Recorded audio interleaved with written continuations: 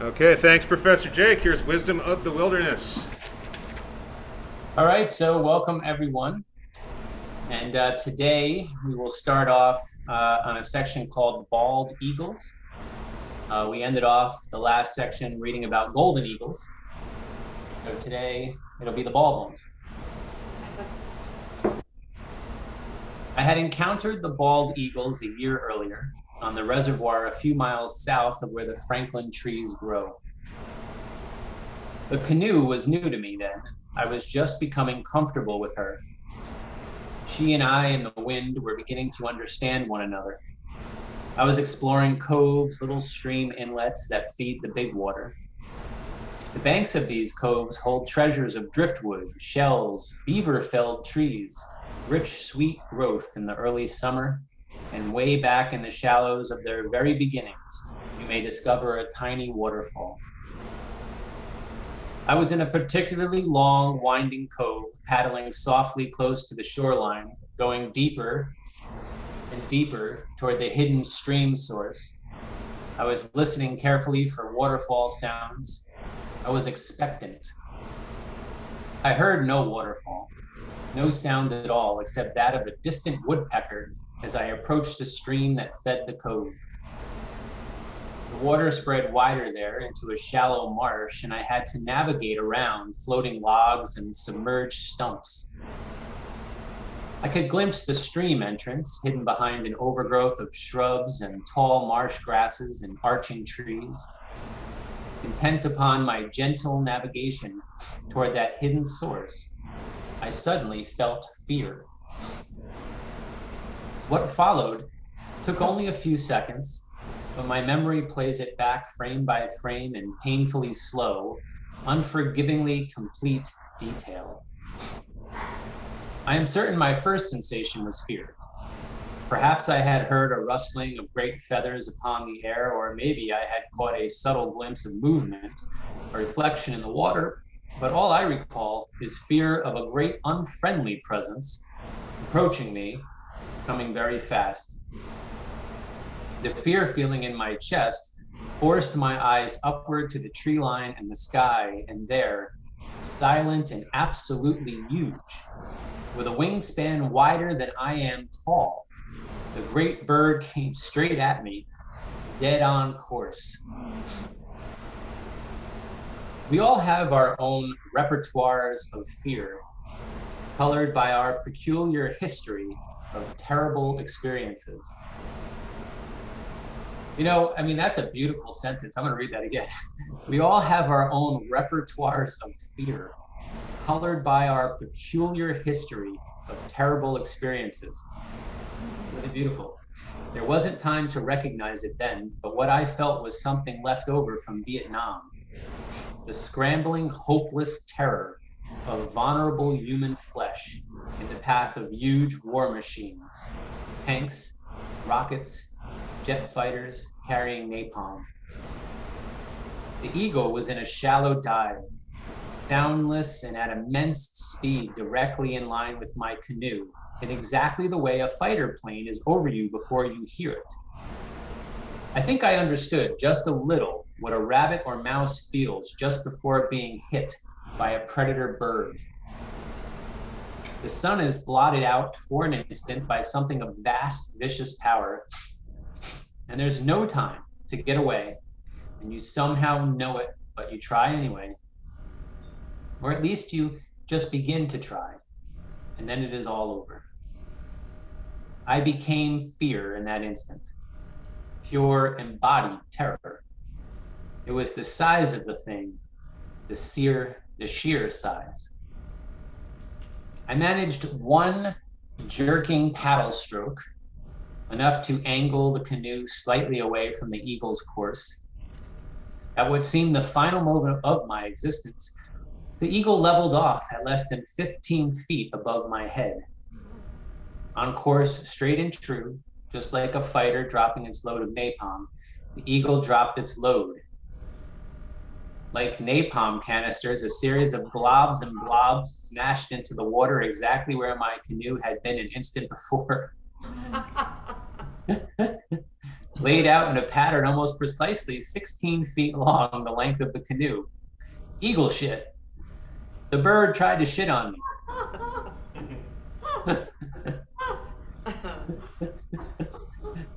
The splash where it hit the water went at least 2 feet into the air and sprayed into the canoe.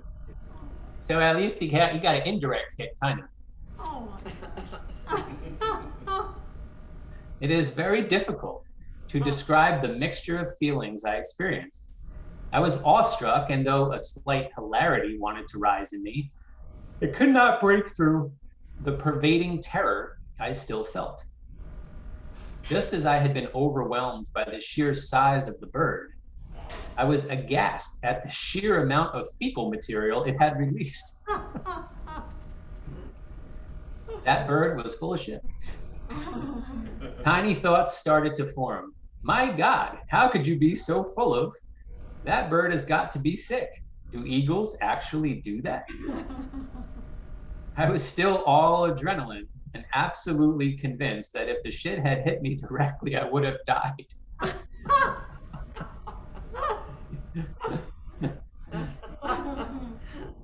That's a horrible way to go to have on your tombstone. Shit to death by an eagle.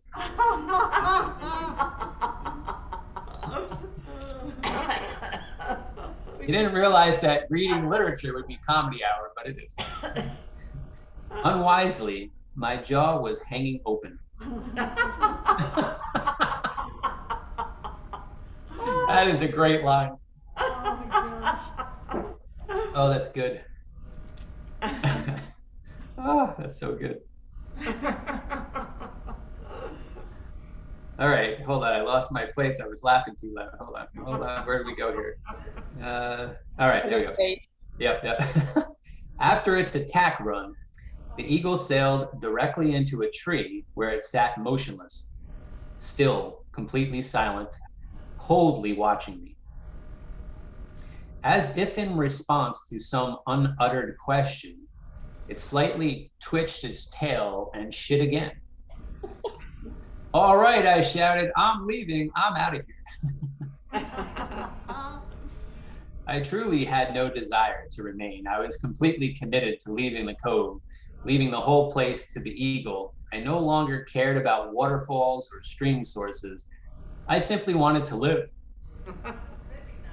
I turned the canoe around with 3 good strokes and was just beginning to pick up speed when another eagle, the mate, I assumed, suddenly appeared from the same direction as the first, diving toward me with the same deadly perfection. It is one thing to be attacked in total surprise, and quite another to be attacked when you've already acknowledged defeat and are in full retreat. This time, my terror was frosted with humiliation. I felt completely beaten when I saw the second eagle diving. I had no reflexes left with which to alter the canoe's course. I simply sat and watched it come. I cannot say I was calm, but there was a kind of stillness in me, the simplicity of accepting something wholly inevitable. This too, I imagine, is something rabbits and mice sometimes experience, and perhaps little children sometimes. It's hard for me to believe the eagle sensed my defeat, but for some reason it changed course slightly toward the front of the canoe. It crossed ahead of me, laying another 16-foot pattern of shit at a perfect right angle to the canoe. A shot across my bow. The bird sailed on into the tree, coming to rest on a dead branch above its mate. I paddled slowly out of the cove, out of the place that was so clearly theirs. I looked back at them once before I rounded a point. They were completely motionless, looking away from me, back toward the trees from which they had attacked. There, I assume, was their nest. I've told the story many times, and it always comes out funny.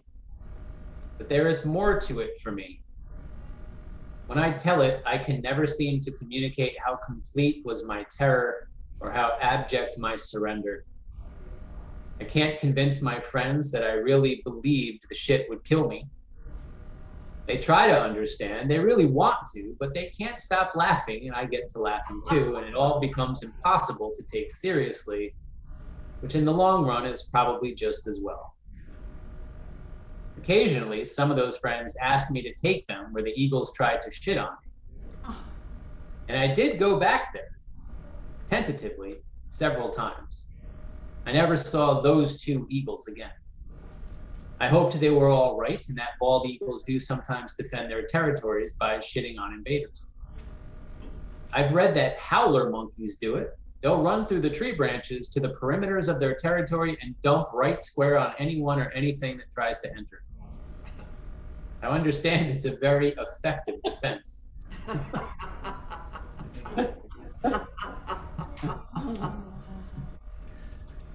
So maybe eagles do it too.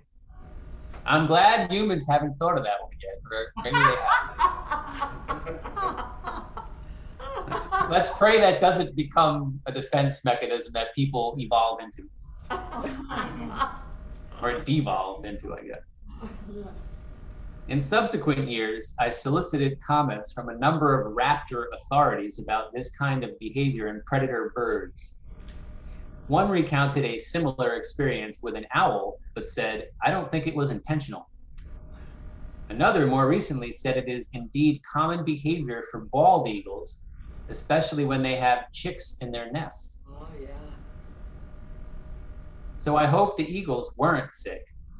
I hope they did have a nest in that cove and that there were healthy little baby eagles in there, and that those babies have now grown up strong and have had chicks of their own who can, if need be, shit on somebody else.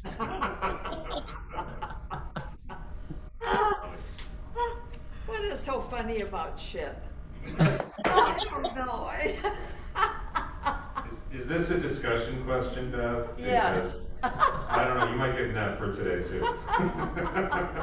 No, we should have been playing a drinking game where every time you read the word shit, you take a shot. Oh. I'm gonna get some letters about this one. Yeah. Everyone does it. It's universal. It's right. You know, that's part Yeah, of it. I think that's exactly right, Alan. There's one thing you can't get away from, and that's at some point in time you have to take a shit.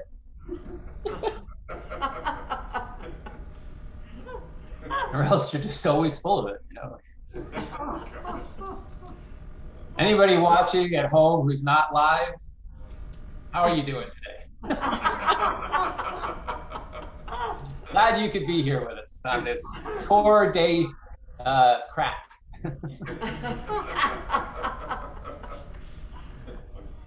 All right, moving on from fecal material. Chapter 9 is rainstorms.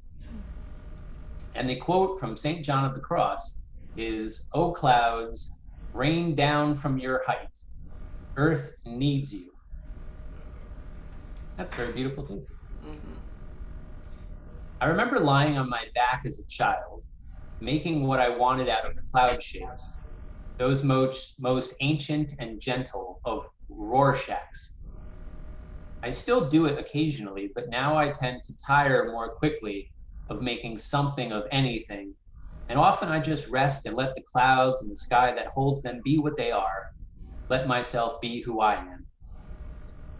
Then sometimes it seems the sky takes me into itself, or rather reveals that I am already and always inside it.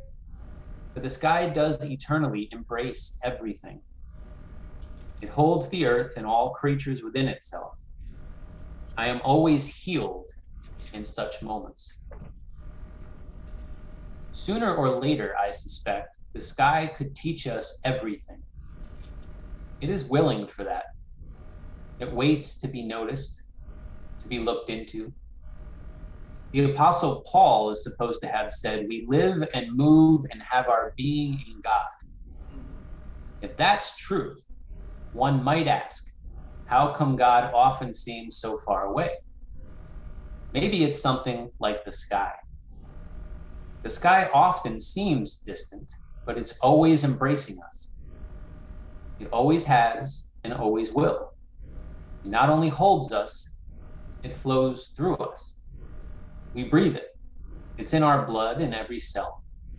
And always we are soaring through its endless reaches, and forever we are a part of it, and it is a part of us.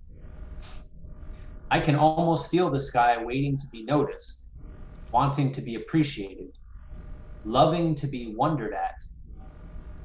It forms thousands of events to get our attention. It manifests a cloud right around us and we say, it's foggy. It showers us and we say, it's raining. And it storms. Thunder and lightning.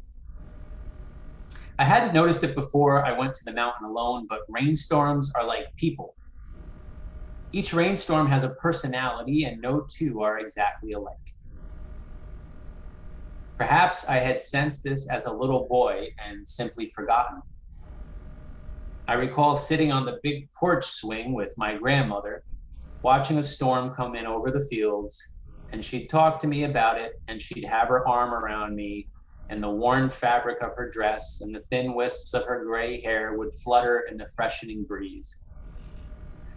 She was probably trying to keep me from being afraid of the thunder and lightning, but she must have had some appreciation of storm personalities. Ah, just watch this, she'd say. This is gonna be a nice one.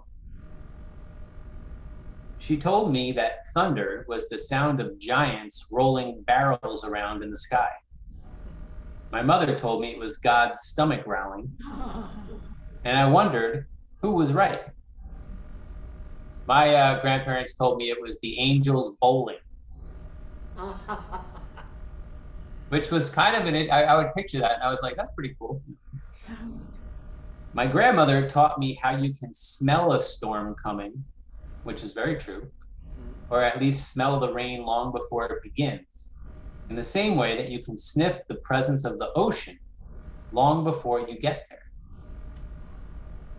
And it was she who comforted me through a Florida hurricane when everything turned dark and the wind blew a huge bird against the side of the house and killed it and took most of its feathers away and stirred the water moccasins out of the lake and roared with the loudest, longest, most ominously powerful sound I had ever heard. Just a big rain, she told me then. It's just a big rain. Both my mother and my grandmother spent considerable effort making sure I wasn't afraid of thunder and lightning. They had both grown up on farms, and I guess they knew that children and animals are easily frightened by thunder. And getting things done on the farm meant you couldn't be cowering someplace every time a storm came up. So they filled my head with images of giant barrels and cosmic stomachs so I wouldn't be afraid. But I could sense they themselves were afraid, at least a little. When an adult keeps telling you there's nothing to be afraid of, you know there probably is. In my family, there were stories of people who had been killed in the fields by lightning, and of at least one farm completely lost to a cyclone. And there was the often repeated tale of old great Uncle Sanford, who, as he got on in years, would sit on his farmhouse porch and do nothing but wait for thunderstorms to come. On a likely summer afternoon, he would sit there in the heat for hours, glaring at the sky, waiting. When the storm finally came, and when the thunder and lightning began, he would haul up out of his chair and run out into the open field behind the barn and stand, legs apart, feet planted firmly in the soybeans, fist shaking at the sky, and he would scream into the clouds, "Strike down old Sanford if you dare." Everybody should have an uncle like that. I never saw him do it. I only heard the stories. I have just the vaguest memory of old Sanford sitting, glaring and daring on his porch. I remember he was a scary guy, much more frightening than thunder and lightning. It was the look on his face, his clear readiness to tackle any insult, any affront. Deep inside himself, Sanford was on patrol.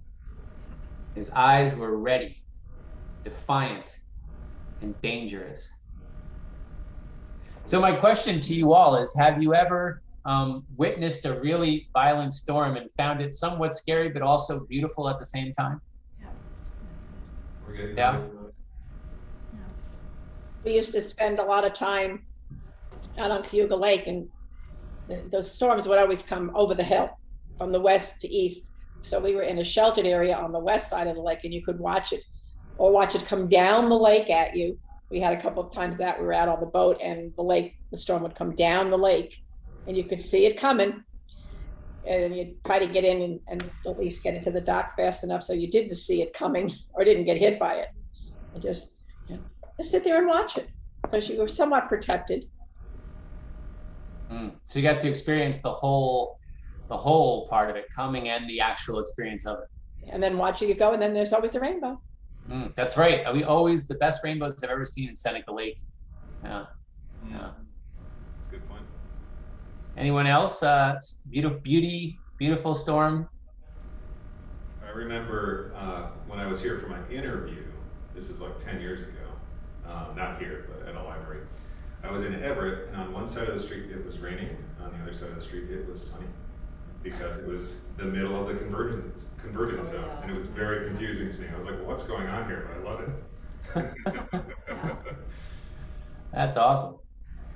So a lot in the Midwest, you got the big storms in the Midwest.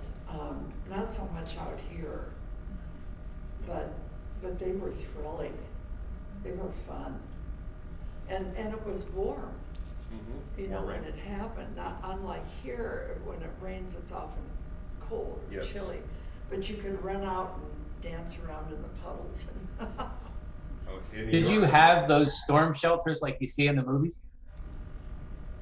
I don't think so. Like the basement, like people would climb down the outer, it's like in the Wizard of Oz, but that outer room, like. No, I don't remember that at all. And that was in Minneapolis, St. Paul area. I don't ever remember having to go to the basement during a storm. Maybe we were too dumb to know what to do.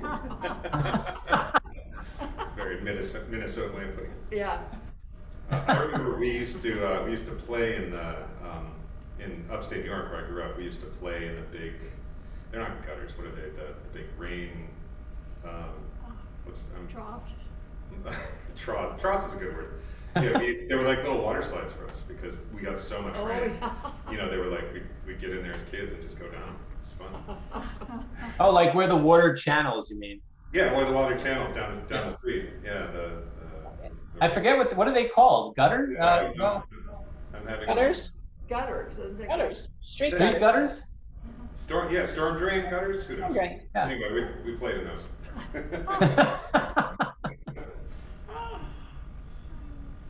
All right. Let's see here. Defiant and dangerous. As I reflect on it, there were a lot of scary people in my mother's family of Scots-Irish farmers. I think it had something to do with their always feeling affronted by nature.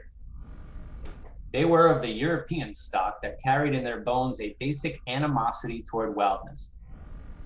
The land was to be tamed, the animals to be domesticated or hunted, and the weather, it just had to be coped with. Although they were now mostly Methodists, they had inherited a penetrating Presbyterian hopelessness about never really winning. I like that. Oh God, he's got a good sense of humor about religion. You might clear the fields and plow the land and eradicate most of the varmints, but the weather could, and eventually would, get you. All I can picture right now is Bill Murray in Caddyshack, like trying to blow up the little hedgehog or woodchuck or whatever. I don't know why, but. So I guess old Sanford was a family archetype in his feeble years, embodying the rage of a people who had set themselves against nature, knowing they'd never win. The family chuckled about old Sanford behind his back, but I think they rather liked it when he shook his fist against the sky. To my knowledge, nobody ever tried to stop him. For the most part, my mother taught me that I should defend myself against nature. In winter, she bundled me against the cold, and at any sign of rain, she outfitted me with raincoat and galoshes, and sometimes even an umbrella. It was bad weather when it rained, a nice day when it didn't. Somewhere in my adolescence, my friends and I entertained the question, when you're caught in the rain and run to get out of it, do you get wetter because you're running into more drops? Or do you stay drier because you get out of the rain faster? That is a deep question for some kids. I guess we all shared the idea that it's somehow not good to get wet in the rain. I'm not sure why. Little kids and lovers like it well enough. That was interesting. One day I was with my friends and we were in the ocean on vacation and it started raining and they were like, oh my God, we're gonna get wet. I'm like, we're already wet. We're in the ocean. We're all like, oh, I guess we could just stay in here, And our parents are like, get out of the water, We're like, how much wetter could we get? I mean, really. That's like But the movie. eventually they came and pulled us out. About the only characteristics I gave to rainstorms in my childhood were nice and hard. Nice rain was the gentle kind that you could hear soothingly on a roof or a car top or on a tent at night. Hard rain meant a storm and a little electrified anxiety, a hint of dangerous possibilities. Much later, I learned that some Native Americans in the Southwest call these female and male rains. Female rain is soft and steady enough to soak in and water the ground. Male rain runs off the surface and sometimes makes flash floods. You guys got the better rain. We just cause havoc and mudslides. Yeah. Tent rain. The second time I went alone to the mountain was in the late summer of 1990 in the season of afternoon thunderstorms. I had read in my Boy Scout handbook that if you use a little care in placing your tent and ground cloth, you don't have to insult the earth by digging those old-fashioned trenches around your campsite to carry off water. So I followed the advice. Tent on a level spot, ground cloth folded under the tent's edges. I was prepared for rain if it should come. The first afternoon, as I was drowsing hot and languid under a tree. That's an interesting word, hold on. The first afternoon, as I was drowsing hot, drowsing. It's interesting. And languid under a tree, I noticed a stillness come over the forest. The birds and cicadas, who had been providing a steady background sound, fell quiet.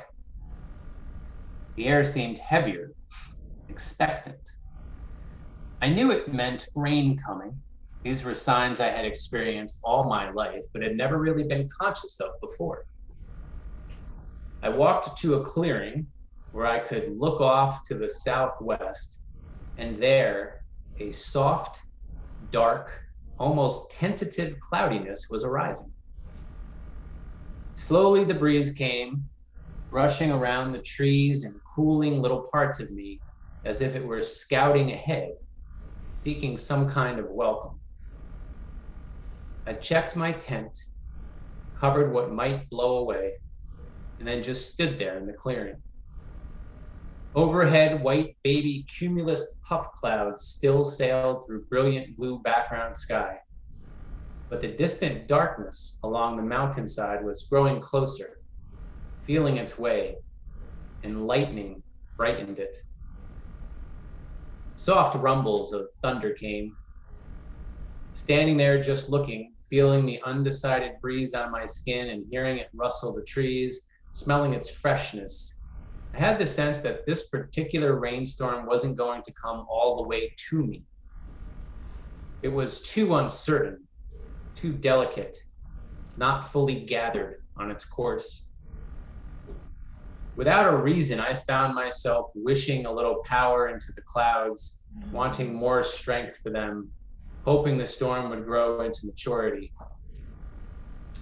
But as I expected, the breeze lessened and the darkness in the distance became translucent, then misty, and then was gone.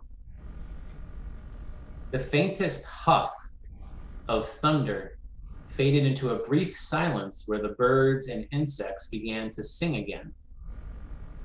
It was almost sad to stand and watch a storm not quite happen. It had only a slight beginning, and then it was no more. Like an infant thought rising in consciousness, never taking shape, just a little bit of energy appearing for a while, then disappearing, leaving not so much as a memory. It was hot the rest of the afternoon and through the night. Few breezes moved, and heavy, humid air hovered on the mountainside, blanketing the trees and everything within closer than intimacy, too close. The next afternoon, at about the same time, the scene repeated itself. I was drowsing again under the same tree when the animal sounds stopped. Walking to the clearing, I saw another storm. This one had a completely different personality. High, white, fully formed thunderheads foamed over the mountainside, dark rain pouring beneath them. This was a dreadnought of a rainstorm. Dreadnought. This was a dreadnought of a rainstorm. I knew this one was coming all the way and nothing on earth would change it. When the breeze came, it was already a wind, sure of its direction, uncaring, unwavering, and almost before I felt it, I heard leaves crisply severed from their branches and the crackle of the branches themselves. The air chilled against my skin, drying the sweat and grime of the last hot night and day on me. And the atmosphere around me felt merciless, almost fierce. This oncoming storm made me want to stand tall, to be like a tree as it approached. This was a storm that needed no encouragement, a storm completely unconcerned with welcome. Perhaps the genes I inherited from old Sanford had awakened. For I felt I somehow needed to meet this storm face to face. I had laid a fire, a big fire, ready to be lit for the evening. Something about the wind made me want to light it now, to have it burning strong when the storm came. I knelt in the ashes at the fire pit, striking several matches that the wind extinguished. I had to turn my back to the oncoming storm and light the kindling under my bent body. And then the wind fanned the fire, and the fire grew and made a new wind sound, a burning sound against the blowing, brushing leaves and branches. The flames were high when I heard the first thunder, and the fire was going very strong when the first huge drops of rain fell upon the fire and me. I stood downwind of the fire, at first to guard against blowing sparks, but then for the warmth of it as the rain and wind covered my skin. I stood very much like a tree there on the northeast side of the fire, feeling its heat glow on my body, hearing the sizzle of raindrops falling on the coals, breathing in the smoke of it and the rain fresh air. The combined cold of the rain on me and heat of the fire on me, both made penetrating by the wind, created a sensation unlike anything I had ever felt. I savored the feeling, reveled in it, found it delicious, and thought that if a hot fudge sundae had feelings, it must feel like this. A great description. The rain came fully then, pouring down upon the fire and turning into billowing windblown steam, riveting over my skin, bathing me, freshening me. I shivered with the coldness of the rain and moved closer to the fire's steam. The heat drove me back into the rain chill and then cold again. I hopped back toward the fire, and I was dancing. To dance with no idea of dancing. To swirl and leap in the breeze and sizzling fire with no thought of how or when to move. How wonderful. I danced and danced, in the ashes turning into mud, and sounds came from me that were howls of simple delight and moans of primitive longing and grunts of pure sexuality, and none of it contrived, and all of it some kind of prayer. One thought, just once, about how blessed I was to have no one else around and to be free to be so wildly wedded to the storm and fire. Thunder came, and it was my song, and the wind my courtesan, and praise welled up inside me as the rain poured, drenching down around and in and through me until the fire finally died under its flow, and there was nothing but cold, dark, chilling water covering everything, running down my legs into rivulets, into streams and puddles, too fast to soak into the earth, just running, streaming in darkness, and the thunder moved off to the north, and the wind steadied, and the rain just came. Stillness entered me with the chill, my chest heaving, and my belly clenching in the cold.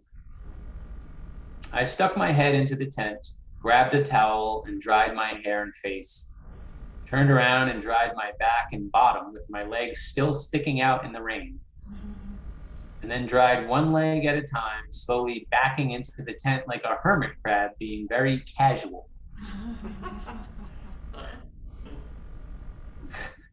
I crawled into my, so now we know what a hot fudge sundae feels like and a hermit crab looks like when it's casual. I crawled into my sleeping bag and just lay there, listening to the storm move on, off, away to the north, and the rain still coming down, and it was pretty much heaven. Sometimes later, as the rain dwindled to a drizzle, I thought how sad it is that all these rainstorms come and go and I so seldom really notice them.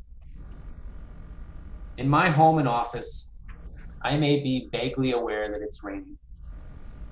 But a thunderstorm has to be very severe before it really gets my attention. And then, most often, it's only an aggravation.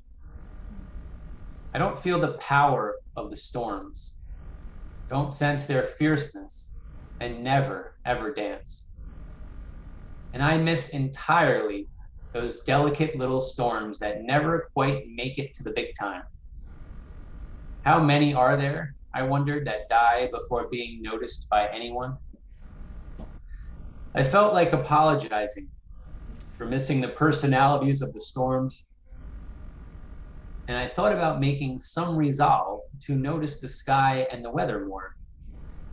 But I knew it wouldn't be authentic. Resolutions seldom are. That was a beautiful, beautiful just section.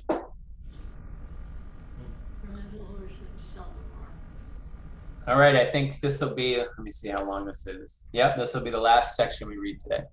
Cabin rain. In the summer of 1993, riding through the New Mexico desert to the cabin where I saw the golden eagles, I followed the Rio Grande north from Albuquerque and then up Route 4 along the Jemez River into the San Diego Canyon. In the open lands before entering the canyon, New Mexico has endless sky. I could see rainstorms coming from miles and miles away. Even within the canyon, I could watch the storms pass far to the south or north, crowned with thunderheads, trailing sheets of gray rainfall beneath them.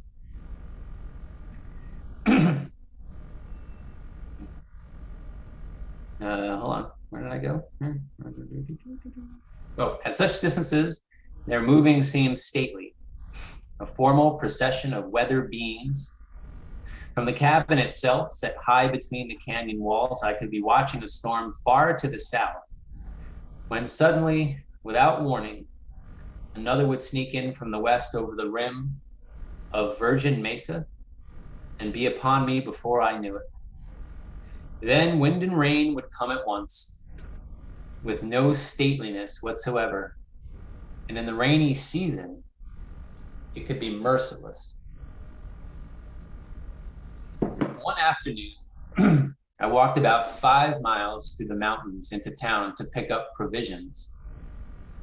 I had tried it once before on my first day there and had only made it back because an Indian jewelry trader had given me a lift partway in his van.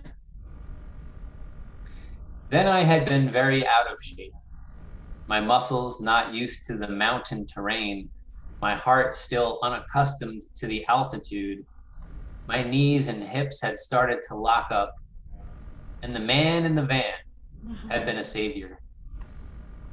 But this second time, I felt more fit. I was certain I could make it if I paced myself. I had filled my backpack at the little store and stopped at the saloon for a burger and green chili and a couple of beers. It was late afternoon when I started back, at least 3 hours before dark. I was tired, but I knew I'd make it.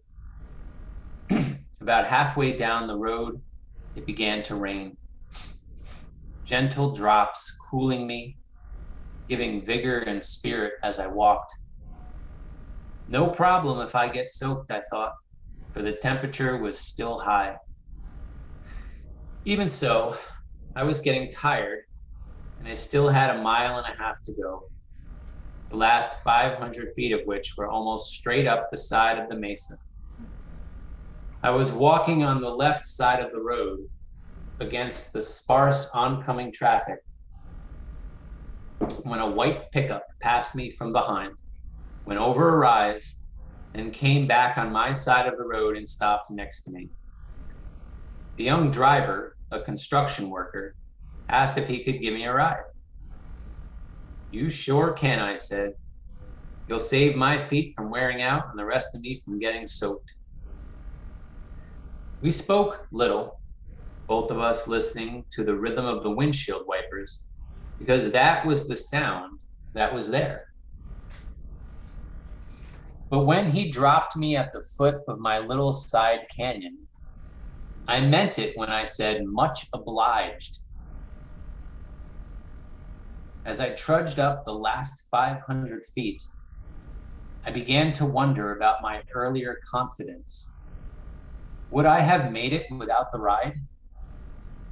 It was a minor question, only curiosity, until I got to the cabin almost completely winded and put the key in the door.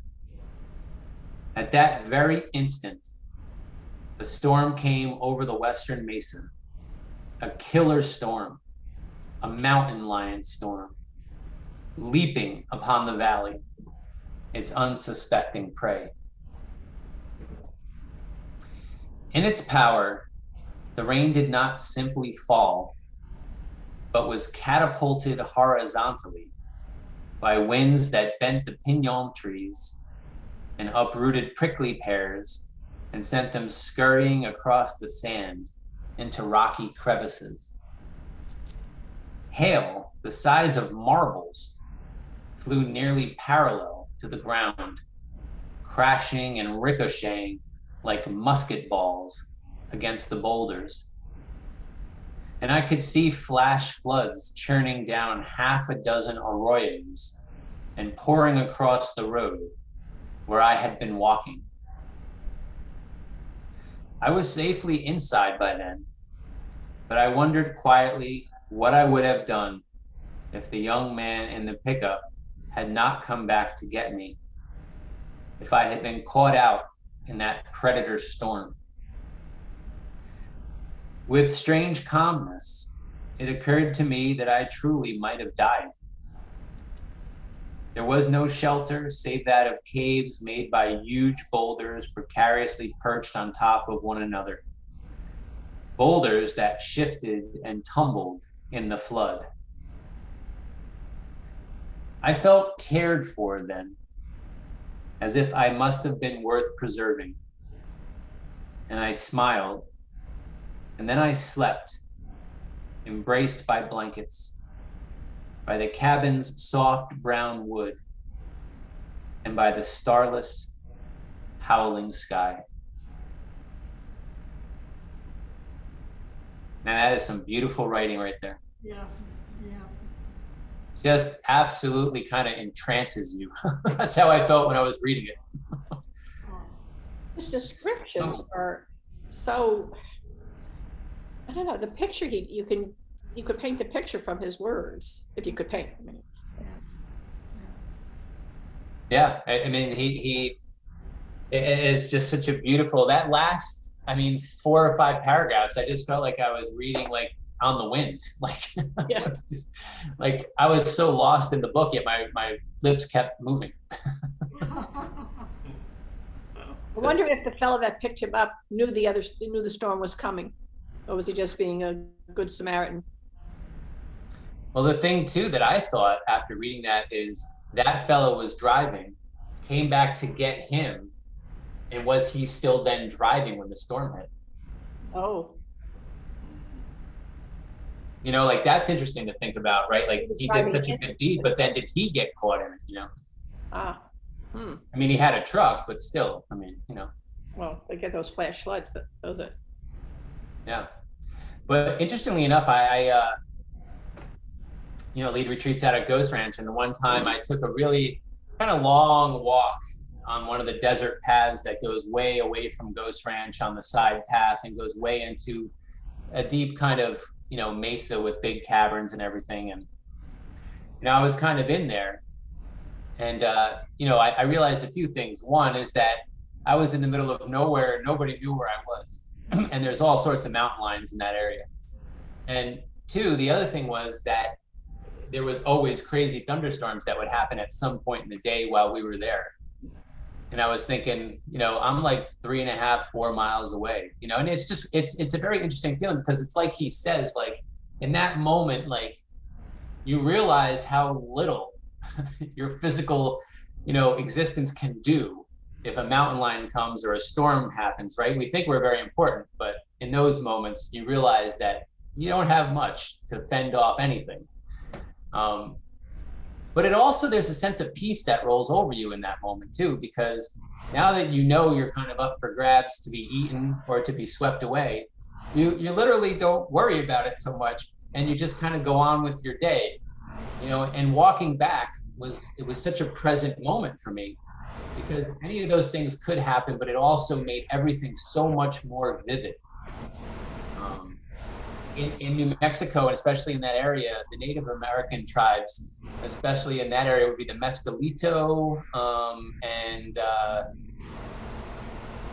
forget maybe the Zuni had some people there, but the ants there out in the desert, they build these beautiful, intricate anthills with all these tiny little colorful pebbles. And they collect those pebbles and put them in rattles for their children, because they think that those pebbles are sacred. But they're all these beautiful little colorful pebbles that make up these huge anthills.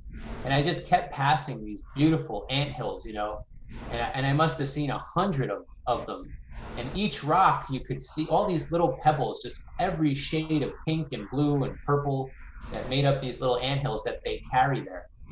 And, you know, had it not been for thinking about the mountain lion or thinking about the storm that could come, I wouldn't have seen that so vividly. So I really appreciate his understanding that it's when we really do feel we have no control that we can kind of let go and just give into the situation.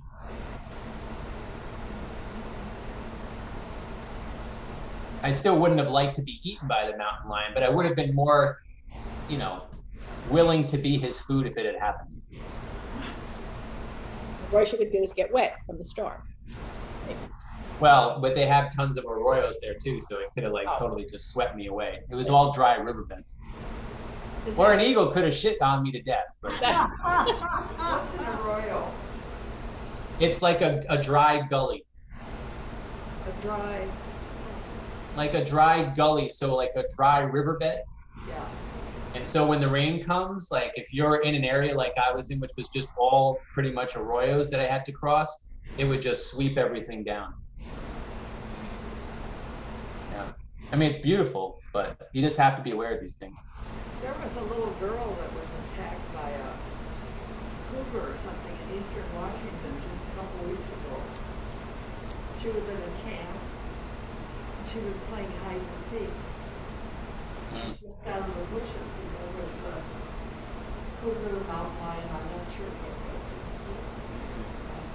I think they said a cougar. Yeah. Well, when I lived on Cortez Island off the coast of British Columbia, there was more cougars that lived on Cortez Island than people. And we were aware they were there, but the island had such a large deer population that they had such an abundance of food that there hadn't really been much occasions with human beings in the last 200 years.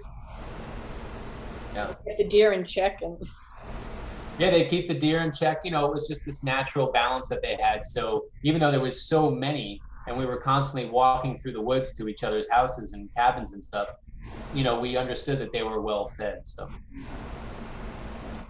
well, we will see each other next week for more wisdom of the wilderness. And for those of you who weren't with us today, I hope you had a good laugh and enjoyed some beautiful writing as well. Yes. Peace be with you. All right, thanks, Jake. See you next week. bye-bye.